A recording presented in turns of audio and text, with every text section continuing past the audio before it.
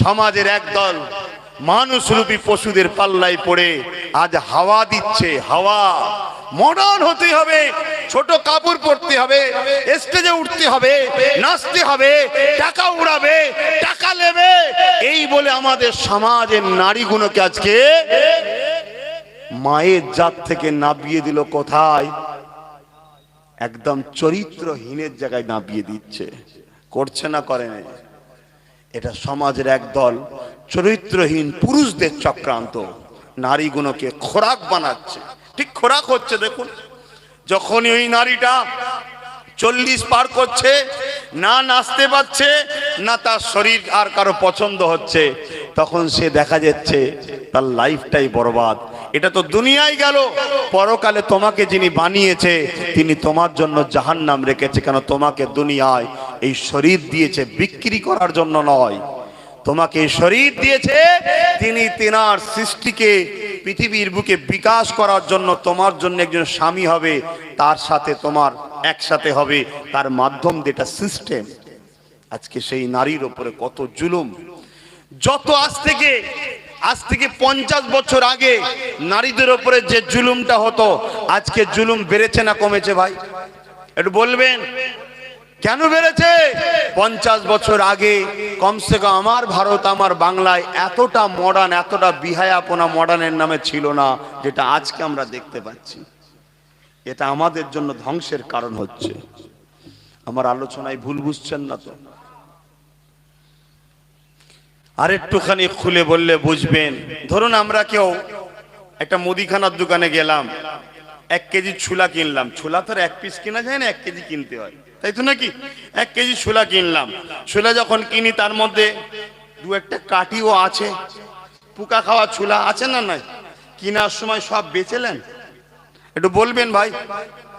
নিজের সামনে দেখতে পাচ্ছেন কাঠি পড়লো, পোকাও পড়লো, তাও কিছু বেচেলেন? আমি জানি ধুলো থাকবে, কাটি থাকবে, সব থাকবে, নিয়ে কিনা হবে 1 কিলো। কিন্তু আপনি এটা সোনার দোকানে যাবেন, এটা হীরের আংটি তৈরি করতে 10 লাখ টাকা দাম। হীরের আংটিটা তৈরি হয়ে গেছে, যখন আপনার হাতে দিয়েছে দেখছেন একটা পাথরের ওপরে চুলের থেকেও সরু সামান্য একটুখানি 1 বিন্দু টাইপের একটা দাগ চলে গেছে। কোনো খুঁত নয়, হাতে দেখছেন কোনো দাগ নেই, একটা দাগ মতো আছে। ওটাকে আপনি নেবেন? আর নেবেন কেন ভাই? এই দোকানদারের উপরে এত দয়া, ওই দোকানদারের উপরে রাগ কেন? না, এখানে কাটি হোক, পোকা খাওয়া হোক, সব চলে যায়, কিন্তু ওটা মূল্যবান জিনিস, ওখানে সামান্য দাগও চলে না। একটা পুরুষ হলো ওই ছোলার দোকানের ছোলা টাইপের, এর যতই 20টা দাগ লাগুক তাও এর বিয়ের সময় হাসতে হাসতে চলে যায়। কিন্তু আমার বোন যদি খারাপ নাও হয়, কোন বন্ধুর সঙ্গে যারা সেলফি তুলে ফেলে, ওটাই যদি ভাইরাল হয়ে যায়, বাপের মাথার ঘুম হারাম হয়ে যাবে। খারাপ নয়, ওই দাগটা হিরে খারাপ নয়, কিন্তু তাও লোবো না। কেন? দামি জিনিস যখন লোবো, নিখুঁত লোবো, তা মা নারীর জাত হলো দামি জাত। অতএব ওটাকে মালিক এত দাম দিয়েছে, তাই ওকে হেফাজতের রাখার কথা বলেছে।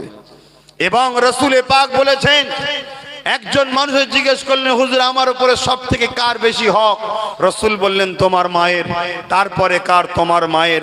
তারপরে কার? তোমার মায়ের। তারপরে কার? তোমার বাপের।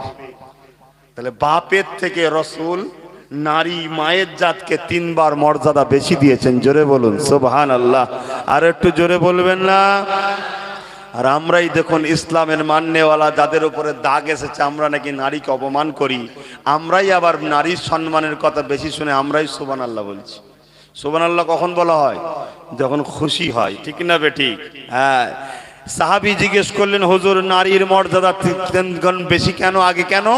রাসূল বললেন, 3টে এমন কষ্ট নারী ভোগ করে যেটা পুরুষ করে না। কি? নাম্বার 1, নারী যখন পেটে বাচ্চা ধরে, পুরুষ কিন্তু পেটে বাচ্চা ধরে না। এই বাচ্চা ধরার জন্য মায়ের মর্যাদা বাপের থেকে বেশি। জোরে বলুন সুবহানাল্লাহ। দ্বিতীয় নম্বর, নারী যখন বাচ্চা প্রস্রাব করে, ওই ভূমিষ্ঠ হওয়ার যে যন্ত্রণা নারীর, ওই যন্ত্রণা কিন্তু বাপ ভোগ করে না, ওটা মা ভোগ করে, তাই মায়ের মর্যাদা বেশি। জোরে বলুন সুবহানাল্লাহ। 3 নম্বর হলো নিজের সৌন্দর্য। আর বেশি খুলে বলবো না। নারীর সৌন্দর্য সেই স্তন পান করিয়ে বাচ্চাকে বড় করে দুধ পান করিয়ে মা ওটা বাপ করে না, তাই ওই মায়ের মর্যাদা বাপের থেকে 3 গুণ বেশি। আর মা হলো নারী। আর জোরে বলুন সুবহানাল্লাহ। আর একটু জোরে বলবেন না? আহা, প্রত্যেকের ঘরে মা আছে না নাই? নিজের স্ত্রী ছাড়া পৃথিবীর সব মেয়েকে মা, বোন, বেটি বলে চিনবেন। নিজের জেহেনকে ঠিক করুন, দেখবেন সব ঠিক হয়ে যাবে। কিন্তু আমার মা বোনেদের জন্য একটা দায়িত্ব আছে না নাই? সে দায়িত্বটা কি? আল্লাহর হুকুম। আল্লাহর হুকুম কি? ঘরে থেকে যখন বাইরে বেরোবে তুমি তোমাকে ঢেকে বাইর হও, ঢেকে বাইর হও। কেন? লোহা বাজারে যখন নিয়ে যাওয়া হয় ঢেকে নিয়ে যাওয়া হয় না, কিন্তু দামি সম্পদ যখন নিয়ে যাওয়া হয় ঢেকেই নিয়ে যাওয়া হয়। ঠিক না বে ঠিক গো? আসেন বাপেরা, বিদায় নেব।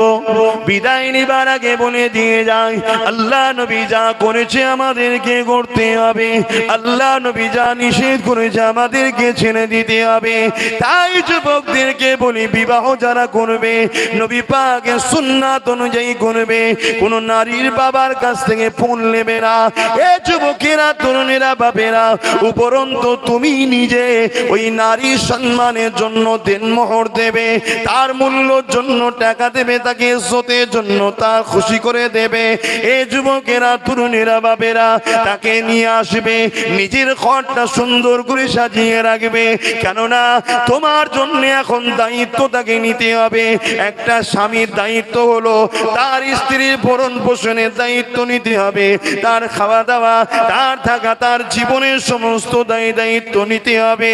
এ যুবকেরা, যদি নিতে না পারো, কিয়ামতের দিনে মহান স্রষ্টা আল্লাহর কাছে কিন্তু জবাব দিতে হবে। মনে করো না তোমার ঘরের স্ত্রী তোমার ঘরের চাকরানি, না না না, আল্লাহ পাক তারও মর্যাদা দিয়েছে। আর নারীরা মনে রেখে দিও, তোমার যে অভিভাবক গার্জেন হলো পুরুষ, ওই যে তোমার স্বামী, মহান স্রষ্টার সিস্টেম এটা। এই স্বামীকে সম্মান করবে, পেয়ার করবে, তার সুখে দুঃখে সাথ দেবে, তাকে উৎসাহিত করবে, তাকে ছোট করে দেবে না। তার মনটা খারাপ হয়ে যাবে, সে তো তোমার জন্যই বাইরে ছুটে ছুটে কাজ করে, দিন রাত খেটে খেটে খেটে খেটে তোমার মুখে খাবার তুলে দেয়। সে নিজে কম দামি কাপড় কেনে, তোমাকে দামি দামি কাপড় দেয়। সে নিজেই দেবো ক্রাইতে ভালো জিনিস নেয় না, কিন্তু তোমার গলাতে সোনার হার বানিয়ে দেয়। কোনোবারে যদি তোমার স্বামীর ইনকামটা কম হয়ে যায় বা কোনো কাজ যদি ঠিক মতো করতে ভুল হয়ে যায়, তুমি তোমার স্বামীকে উৎসাহিত করো, চিন্তা করবেন না আমি আপনার পাশে আছি, মন খারাপ করবেন না, আপনি এগিয়ে চলুন, আজ হয়নি কাল হবে। এতে আপনার স্বামী আপনাকে আরো বেশি ভালোবাসবে, সংসারটা সুন্দরভাবে চলতে থাকবে। সংসারে যদি শান্তি না থাকে, পৃথিবীর কোনো জায়গাতে আর শান্তি পাবেন না। আর সংসার যদি শান্তি থাকে, পৃথিবীর সমস্ত বাধাকে, পাহাড় হলো পাহাড়কে ভেঙে এগিয়ে যাওয়াটা প্রতিটা পুরুষের জন্য সম্ভব।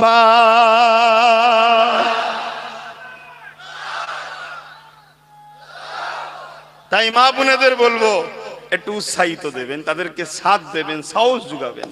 আর না হয় আপনি এমন কথা বলে ফেললেন, আপনার স্বামীটা মনের দুঃখে বাইরে বেরোলো, টেনশন করতে করতে রাস্তা পার হচ্ছে আর হরেন দিচ্ছে, গাড়ি শুনতেই পাচ্ছে না, টেনশন যে আজ কাপড় না নিয়ে ঢুকলে কালকে সকাল হবে, ঘরে চলে যাব। এরকম স্ত্রী আছে না নাই? এ নারী জাহান্নামে যাবে। আমি বলিনি, মহান স্রষ্টা যিনি বানিয়েছে তিনি বলেছেন জাহান্নামে যাবে। জালিমে, তোমার উচিত কি? আপনি অত চিন্তা করছেন কেন? এবারে নাই হলো উৎসবে, পরের বারে লোভখনি আপনি ডবল দেবেন, পরের বারে যদি বেশি হয়। তাহলে ও ফ্রি মাইন্ডে কাজ করতে গেল, আর তুমি এমন কথা বললে, ও টেনশনে রাস্তা পার হচ্ছিল, হরেন দিচ্ছে, ঘুষি নেই, দাম করে ছেড়ে দিলে, একেবারে চলে গেল। এবার কে দেবে? খারাপ লাগছে নাকি আমার আওয়াজ? কেন আজ এই সংসার, প্রত্যেকটা সংসার অশান্তি হচ্ছে, প্রত্যেকটা সংসারে জুলুম লেগে গেছে। আর নতুন করে যা একটু ভালোবাসা ছিল, ও ভালোবাসা আর 1 বছর পর দেখবে চুলে চলে গেছে। ওই যে ফ্রি টাকা, তোদের সংসারে আগুন লেগে গেছে, আর কিচ্ছু করার নেই। বাজার হলেন, কিচ্ছু করার নেই। দুদিন পরে বলবে তোমার তো মুরদ নেই কিছু করে দিবা, তুমি তো বেকার। আমার টাকায় আমি কাকে ফোন করছি তোমায় জবাব দেবো, দুদিন পরে বলবে। আর এ তো মস্তান, ঠান্ডা করে দাম করে ছাড়া দাঁত ফাঁক পেটে চলে গেছে।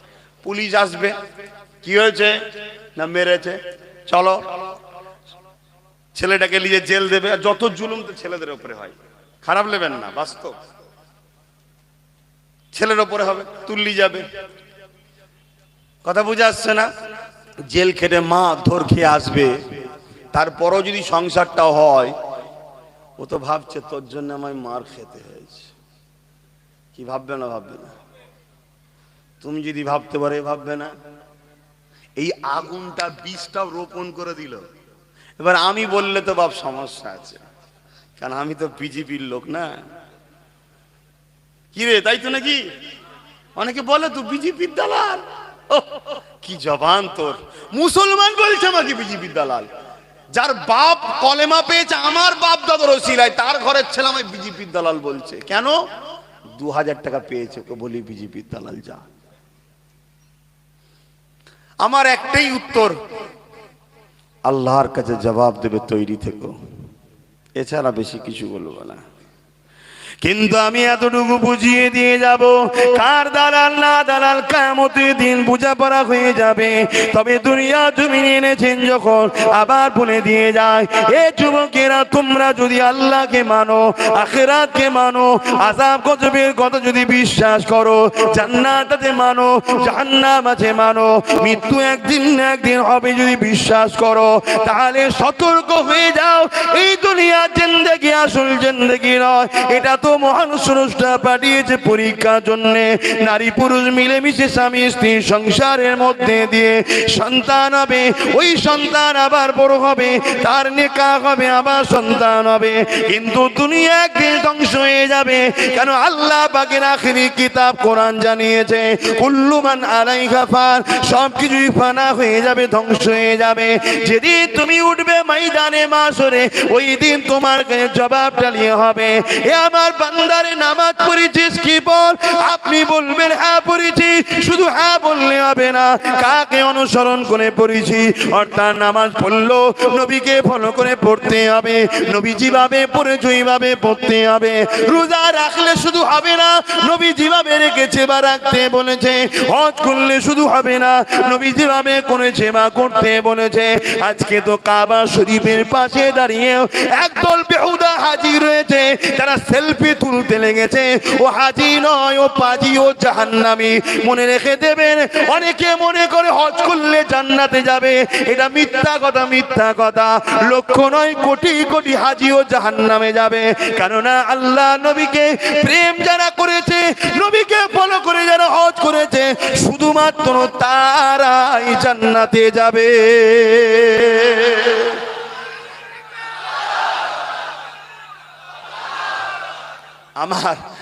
আমার ওয়াজ খারাপ লাগছে না তো? আমার বাবা ঠোঁট আল্লাহ জুড়ে রাখেনি, কেটে রেখেছে। দেখছেন না, কাটা তো জোড়া নাকি? কেন দিয়েছে কেটে? হক কথা ভক করে বলবি। অতএব হাজি হোক আর যাই হোক, নবীকে যদি ফলো না করেছো জাহান্নামে যাবে।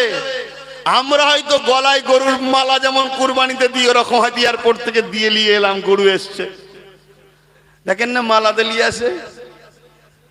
এইসব কথা বলে ফেলি, আবার রেগে যাচ্ছেন নাকি? কিচ্ছু করার নেই বাপ। কেন? ইসলামটা আমার বাপের নয়, আর আমার দাদরও নয়। আর ইসলামটা তোমার বাপ দাদর 14 পুরুষ কারো নয়। ইসলামটা হলো মহান স্রষ্টার মনোনীত ধর্ম। আর মোস্তফা জানে রহমত এই ইসলামের জন্য মার খেয়েছে, রক্ত ঝরিয়েছে। নারীর অধিকারের জন্য রসুলকে পাহাড়ে বন্দি থাকতে হয়েছে নারীদেরকে বাঁচাতে গিয়ে। আজও বড় বড় অনুষ্ঠান হয়ে যায়, সেই সব অনুষ্ঠানের পরে দেখা যায় হসপিটালে লাইন লেগে গেছে, অসহ্য। তারপরে আবার বিভিন্ন ডাস্টবিনে বাচ্চা ছেলে পাওয়া যাচ্ছে, কুকুরের মুখে বাচ্চা ছেলে। হে শ্রেষ্ঠ মানুষ, আজকে কত নিকৃষ্ট হয়ে গেল। সামান্য নিজের খায়েশ মিটাবার জন্য একটা আল্লাহর সৃষ্টি কুকুরের মুখে ছুটছে, থলেদের জড়ানো পড়ে আছে। কাঁদছে, লোক তুলে আনছে, এরকম সন্তান অবৈধ পাওয়া যায় না, যায় না।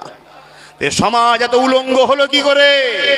এ সমাজ উলঙ্গ হওয়ার পিছনে একদল জালিম সন্ত্রাস লিডারদের হাত আছে, নেতাদের হাত আছে, আছে না নাই? যারা সব দুষ্কৃতিগুলোকে সাইডে রাখে, ওই দুষ্কৃতীরা এইসব অবৈধ কাজ করে, আর সেই সব সন্তানকে গোপনে অস করে মেরে ফেলা হয়, ফেলে দেওয়া হয়, ডেলিভারি হয়ে গেলে ফেলে দেওয়া হয়।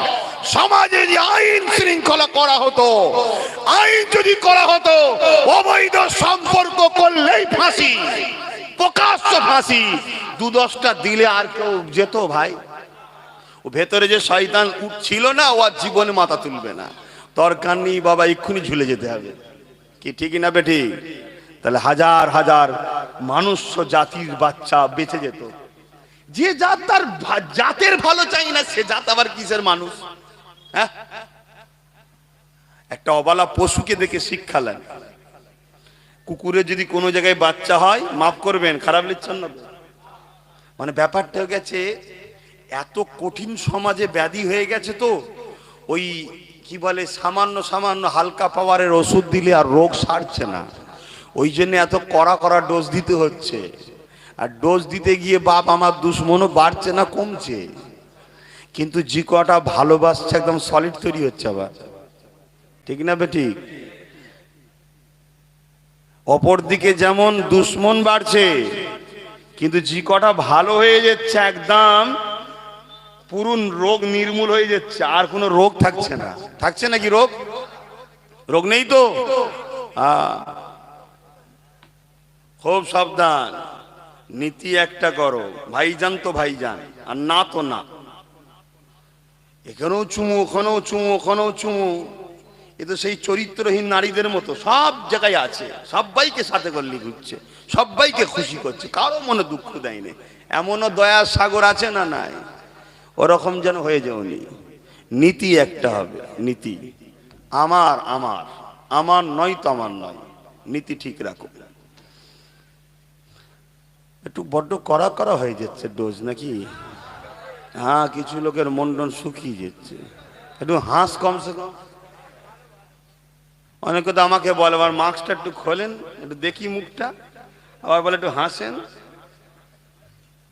তা আমারও তো মনে হচ্ছে তোর একটু না হাসলে টেনশন হচ্ছে, তো আবার ধরবিনি তো রাস্তায় নামার পরে। কি গো, সব সাইডে কেন? বাবেরা বিদায় নিয়ে যাচ্ছি, জন্মেছি যখন মরবো একদিন, কিভাবে মরবো আমি জানি না, আল্লাহ যেভাবে রেখেছে ওইভাবেই মরবো। তবে মরতে আমি রাজি আছি, অন্যায় সাথীতে আমি রাজি নয়, মার আমি খেতে রাজি আছি, জুলুম করতে আমি রাজি নয়, মরতে আমি রাজি আছি, মিথ্যা সাথীতে রাজি নয়। এ যুবকেরা, তরুণেরা, বাপেরা, প্রয়োজন হলে অন্যায়ের বিরুদ্ধে লড়তে আমি রাজি আছি, কিন্তু ন্যায়ের বেমন করে অন্যায় পাশে দাঁড়াতে রাজি নয়। এ যুবকেরা, তরুণেরা, বাবেরা, আল্লাহ নবী, নূর নবী, দয়া নবী যেভাবে চলেছে, আমাদেরকে জীবন যাপন ভাবে করতে হবে। যারা সংসার করবেন, বিবাহ করবেন, আল্লাহ নবী যেভাবে করেছে সংসার জীবন যাপন ওইভাবে করতে হবে। একটা কথা মনে পড়ে গেছে, একটু বলি শোনেন। সবাই বলুন, পৃথিবীর বুকে কোন পুরুষগুলো উত্তম পুরুষ? বলুন, পৃথিবীর বুকে কোন পুরুষগুলো উত্তম পুরুষ? বলতে পারছেন না? যাদের সার্টিফিকেট তাদের বিবিরা দেয় যে আমার স্বামী ভালো, সে হলো উত্তম পুরুষ। জোরে বলুন সুবহানাল্লাহ। আর একটু জোরে বলবেন না? তাহলে আমরা যতই লাপাই, আমাদের সার্টিফিকেট কার কাছে? চাচা, চাচি আছে তো? সার্টিফিকেট কি দিয়েছে, ভালো না খারাপ? ব্যাস, আপনি উত্তম পুরুষ। হাসি নয়, একদম পারফেক্ট কথা।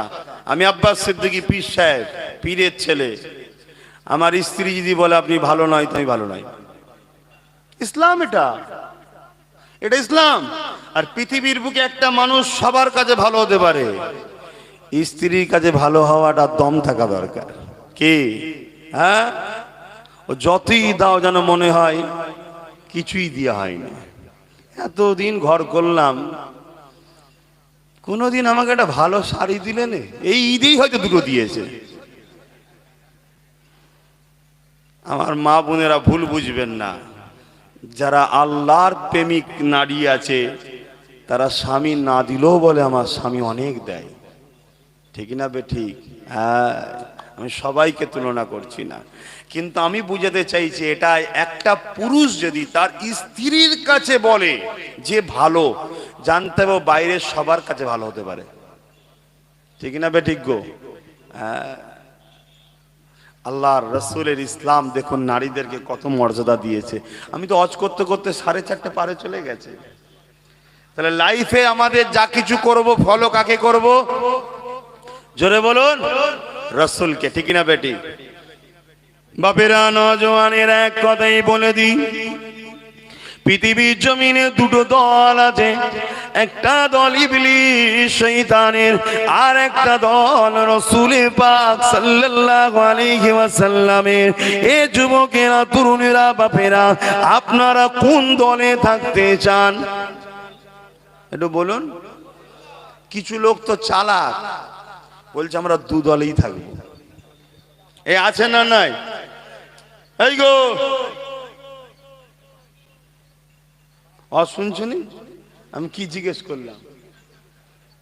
সারা রাস্তা তো গাড়ির কান ঝাড়তে ঝাড়তে এলে, বলো কি জিজ্ঞেস করি? এইরকম শুনলে তাহলে তো ঝগড়া হবেই। বলেন, পৃথিবীতে এরকম লোক আছে না নাই যে আমি দু দলেই থাকবো? হ্যাঁ আছে। মুখে বলে নবীর দলে, আখলাকে কাজে চলন ইবলিসের দলে। এ যুবকেরা কি করে বুঝবেন? বলে ইসলাম যে কোনো নিষেধ করেছে ওইগুলোকে তারা পছন্দ করে বলে, কিন্তু সেগুলো তারা খায় না, করে না, কিন্তু যারা করে তাদেরকে সাপোর্টও করে। আছে না নাই? নামাজ পড়ার বেলায় নবীর দলে, রোজা রাখার বেলায় নবীর দলে, হজ করার বেলায় নবীর দলে, মাহফিলে থাকার বেলায় নবীর দলে। এ দুনিয়ায় নারীদের যে পনের অত্যাচার চলছে এটাকে বন্ধ করা দরকার। তখন বলে আমি নবীর দিকে নয়, আমি ইবলিসের দিকে। তাই ইবলিসের দল যারা পণকে চালিয়ে রেখেছে তখন তাদেরকে তারা সাপোর্টও করে। এই সমাজে এরকম লোক আছে না নাই? ইসলাম মদকে হারাম করেছে, কেননা মদের জন্য মানুষের মানুষত্ব হারিয়ে যায়। আজকে দিনে ভারতের বুকে সব থেকে বেশি ক্রাইম হচ্ছে মদের কারণে। আজকে দিনে সব থেকে বেশি নারী তালাক হয়ে যাচ্ছে বা সংসারে ডিভোর্স হয়ে যাচ্ছে মদের কারণে। আজকে দিনে নারীরা বেশি অত্যাচারিত হচ্ছে মদের কারণে। প্রতিটা বাড়িতে মার খাচ্ছে মদের কারণ, মদের কারণ, মদের কারণ। এই মদকে ইসলাম হারাম করে দিয়েছে 1400 বছর আগে। কেননা মদ মানুষের মানুষত্ব যেমন হারিয়ে ফেলে, মদ মানুষের লিভারকে নষ্ট করে দেয়, মদ মানুষের সৌন্দর্যকে নষ্ট করে দেয়, মদ মানুষের কিডনিকে নষ্ট করে যায়। সব থেকে বড় কথা, মদ মানুষের যৌবন শক্তিকে হারিয়ে ফেলে।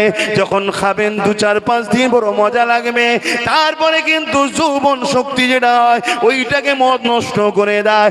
এই জন্য মানুষের জন্য যেটা ক্ষতি, ইসলাম সেটাকে হারাম করে দিয়েছে।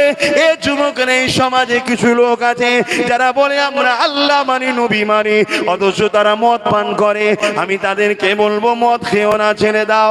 আবার কিছু লোক আছে বলে আমরা মদ খাই না, কিন্তু দেখা যায় তারা মদ যারা খায় বা মদকে সমাজে প্রতিষ্ঠিত যারা করতে চায়, যারা মানুষের বাড়ি বাড়ি বাড়ি বাড়ি বাড়ি বাড়ি ফ্রিতে মদ দিতে চায়, তাদেরকে সাপোর্টও করে।